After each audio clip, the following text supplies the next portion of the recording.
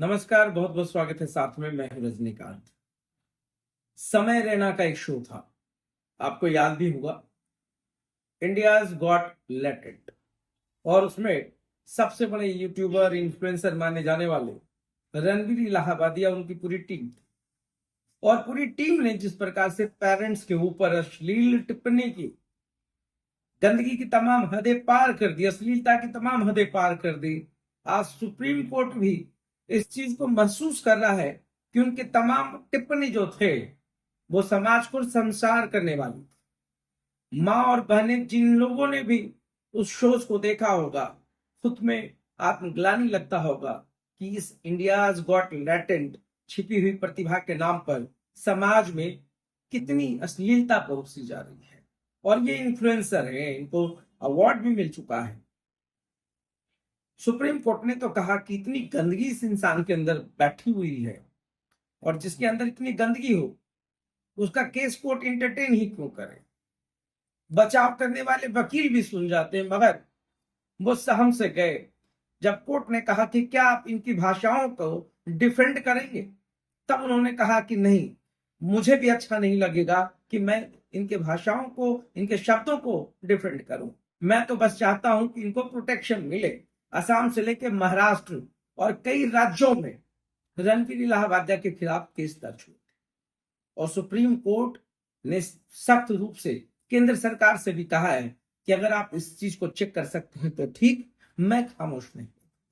आप समझ सकते हैं कि अश्लीलता की कैसी हदें पार हुई होंगी कि सुप्रीम कोर्ट में बैठे तमाम जजों की जो बेंच थी वो इतनी कड़ी प्रतिक्रिया, हालांकि सशर्त जमानत तो मिल गई, गिरफ्तारी पर रोक भी लग गई है, मगर पासपोर्ट जब्त होगा, उनके शोज पे अब निगरानी रखी जाएगी। हालांकि इस पूरे टिप्पणी के बाद जब पूरे देश में आक्रोश मचा तो रणवीर इलाहाबादिया ने माफी मांगी और कहा कि मुझे नहीं कहना चाहिए था। इस बंदे को इतना भी शर्म नहीं है कि जिसके यूट्यूब को 1.4 करोड़ लोगों ने सब्सक्राइब किया है, वो उसको परोस क्या रहे हैं। क्या यूट्यूब या फ्रीडम ऑफ स्पीच के नाम पर आप कुछ भी बोल देंगे और देश सुनेगा? क्या इंटरटेनमेंट के नाम पर आप इंटरटेन कर रहे थे कि देश के साथ मजाक कर रहे थे? क्या ये भी नहीं सोचा कि उस शोज को देखने वाले जो घर के कोई लोग होंगे, उस घर का, आपके भी घर का कोई व्यक्ति शामिल होगा? क्या आपके अंदर इतना भी कॉमन सेंस, सिविक सेंस नहीं? काहे का इन्फ्लुएंसर है भाई आप? कैसे इन्फ्लुएंसर हैं कि आपको शर्म तक नहीं आया? और साथ में जो टीम की एक लेडी बैठी हुई थी, लड़की बैठी हुई थी, उसका कमेंट सुनने के बाद तो किसी का भी गुस्सा पारा चढ़ जाए, वो भी नाले पर दहला भाई साहब। इतनी गंदगी आज की जनरेशन में क्यों? यूट्यूबर्स के नाम पर जो एक कंटेंट्स क्रिएट किया जा रहा है यूट्यूबर्स के द्वारा, क्या उसको चेक करने वाला कोई भारत में नहीं है? कोई भी कुछ भी बोलकर चला जाएगा। ये देश का दुर्भाग्य नहीं तो और क्या है? आप किसको एंटरटेन कर रहे हैं और अश्लीलता की बातें कर रहे हैं, अश्लीलता परोस रहे हैं, माँ बाप पे आप कमेंट्स कर रहे हैं, अपनी पूरी संस्कार, अपनी संस्कृति को आप दिखा रहे हैं। क्या देश की यही संस्कृति है? क्या आप किसी के ऊपर, अरे किसी के ऊपर छोड़िए, अपने माँ बाप के ऊपर आप कमेंट्स करेंगे? सुप्रीम कोर्ट ने तो राहत दे दी है, मगर आप सोचिए, बैठ करके आपको भी सोचना चाहिए कि आप जो यूट्यूब पे कंटेंट्स क्रिएट कर रहे हैं, इसका असर समाज पर क्या पड़ेगा? आप कैसा समाज बनाना चाह रहे हैं, कैसा निर्माण करना चाह रहे हैं? रणवीर इलाहाबादिया बहुत बड़े इन्फ्लुएंसर हो जाने से कुछ नहीं होता है। आप होंगे बहुत बड़े इन्फ्लुएंसर, मगर जिस तरीके का कंटेंट्स आप बना रहे हैं, शर्म आता है कि कैसे ऐसे ऐसे लोग जो है यूट्यूब पे चले आते हैं जिनको तनिक भी शर्म नहीं है। सुप्रीम कोर्ट ने फटकार लगाकर छोड़ दिया, मगर सोचिए कि इससे आने वाले पीढ़ी को क्या सीख मिलेगी, क्या सबक ले पाएंगे? आप कुछ भी बोलते चले जाएंगे, यूट्यूब का प्लेटफॉर्म है तो कोई बोलने वाला नहीं है।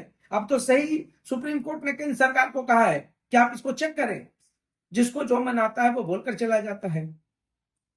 अरे, टिप्पणी करने से पहले तो सोचना चाहिए, इसका एक व्यापक असर होता है।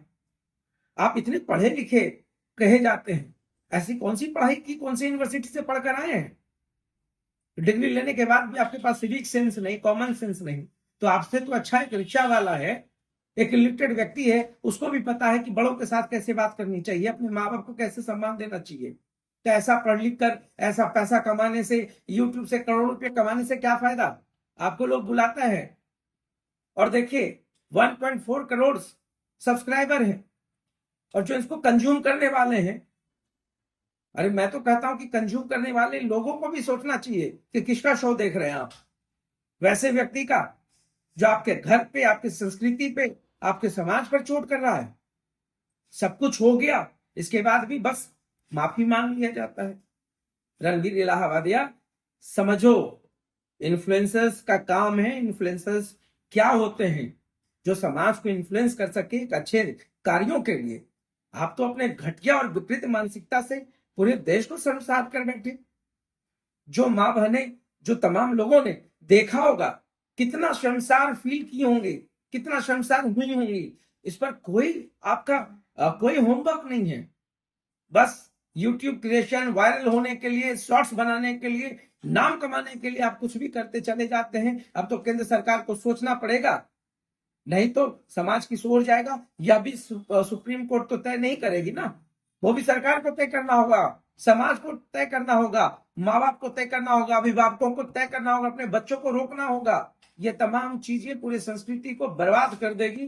तो इससे अगर बचना है तो बहुत बड़े व्यापक स्तर पे अवेयरनेस की जरूरत है। तो देखते रहिए साथ, बहुत बहुत धन्यवाद।